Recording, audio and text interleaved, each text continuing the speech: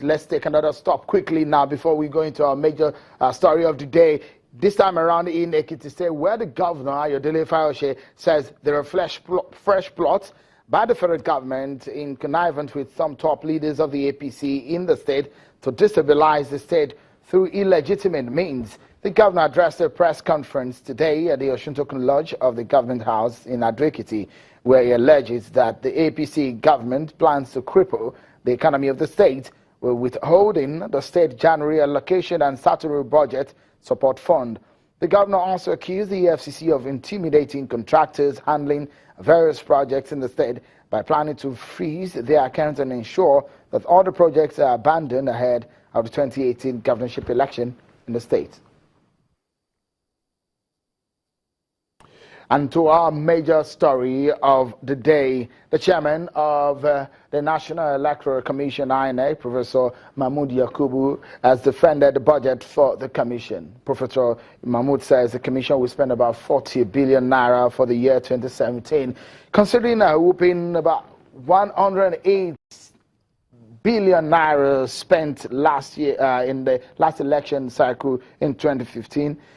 2019 may be a huge expense the nation will have to venture into. Can the nation continue to bear the cost of what has turned out to be a huge cost of conducting Nigerian elections? If you take a look, INEC is to get about 45 billion this year. Out of that, about 20 billion is supposed to be for personnel costs, elections about 19 billion. This year. But if you look at what it cost Nigeria for the 2015 election, it cost about 108 billion naira to conduct elections in 2015. The commission also received funding from some development partners. But let's take a look at what this cost mean to an average voter. The total cost per Nigerian voter comes to about 3,500 naira if you consider that Nigeria, as of 2015, had about 69 million registered voters. That's how expensive it is. It costs about Nigeria almost 4,000 naira per voter to conduct an election, considering the current naira to dollar value or the exchange rate in Nigeria. As of 2015, it was lower than that, so about 2,000 naira. But let's take a look at what really were those expenses for. Presidential and governorship election runoffs cost about 15.6 billion in 2015, honorarium for ad hoc staff 14.1 billion, electoral hazard allowance 10 billion, ballot papers 8 billion, ad hoc staff training 6 billion, ballot boxes 5 billion. But when we wonder, averagely, to conduct a governorship election in Nigeria costs about 150 to 350 million naira. That's just the cost to elect just two officials, a governor and a deputy governor. That's the range of the cost. When we wonder, isn't our democracy too expensive for perhaps our elections? To weigh in on this matter, I have joining me the Chief Press Secretary to the INEC Chairman, Mr. Rotimi Oyekomi, who is in our Abuja studio, and also the Chairman of Partners for Electoral Reforms, Mr. Ezenwa Nwago. Let me begin tonight with the CPS, the INEC National Chairman, Mr. Oyekomi. As it stands now, I know there is a huge cost for Nigeria to conduct elections. We have only one election, major election this year. That's going to be a Anambra governorship election. What are the challenges? Why does it cost so much to conduct elections in Nigeria, Mr. Oyekomi?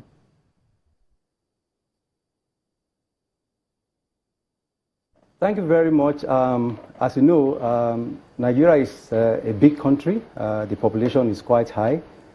And a lot of things are put in place for elections. You have all our ad hoc staff going in there. You have the security apparatus. You have the ballot boxes, the ballot papers, and all the logistics associated with the election.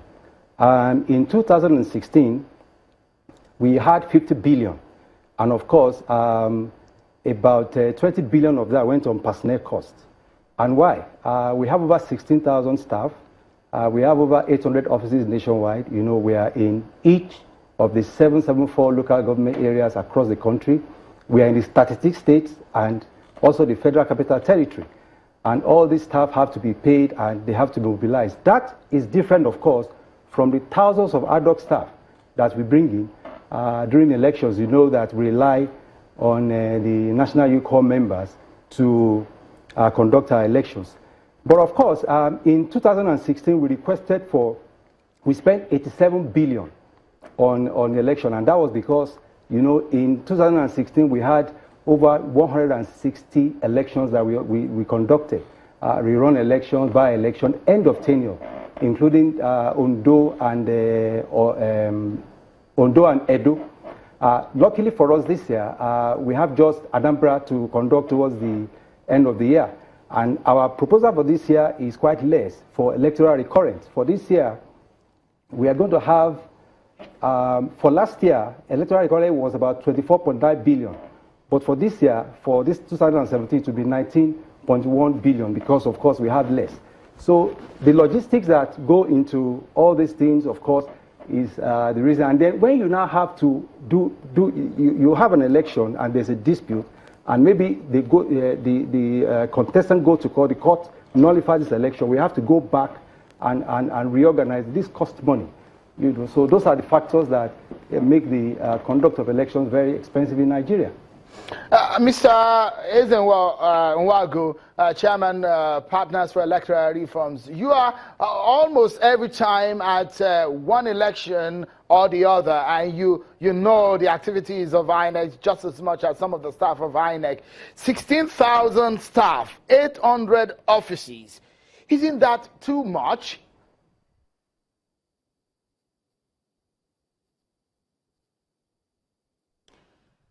Well, I wouldn't say it's too much. You would also appreciate the fact that the environment in which our elections hold also permits some of those kind of expenses that you talk about. Elections don't hold all the time, but you won't say because elections don't hold all the time that you're going to have to shut down activities. Of course, now we're talking about issues around continuous voter registration, and some other such other activities that go on around makes it important that some of those offices continue to run. But I think more seriously that we need to have a wider stakeholder conversation about whether we will continue to throw the kind of resources that we throw into conducting elections, not just from the point of view of even the statutory ones. Much more at times is the one that is forced on INEC by first the attitude of the politicians themselves, who majorly would ensure that elections don't end at just the first shot at it. And then you also have the ones that are imposed by the judiciary. So most of the times you see that what takes a good chunk of the resources in conducting elections is not even the statutory elections. It will be the off-cycle ones that are a challenge, and we must have to have a conversation around that. The number of security agencies that we throw into elections is a challenge. The book weight of our elections is also very heavy. You put all the political parties on the ballots, you have to print those ballots, and then the sensitive materials you cannot print in Nigeria because of the level of trust deficit that we have in our system.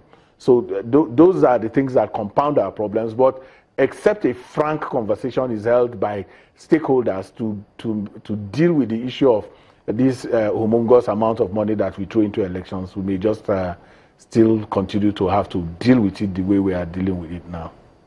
Okay, for a moment, my mathematics here, if you divide 16,000 staff of INEC by 36 states of the Federation, if you put FCT, the federal capital to it, INEC will be having well over 400 staff per state. But that's one issue on the side, because we take a break, and when we return, the two men will be talking more about election costs and the way forward in Nigeria when we return. Join us again.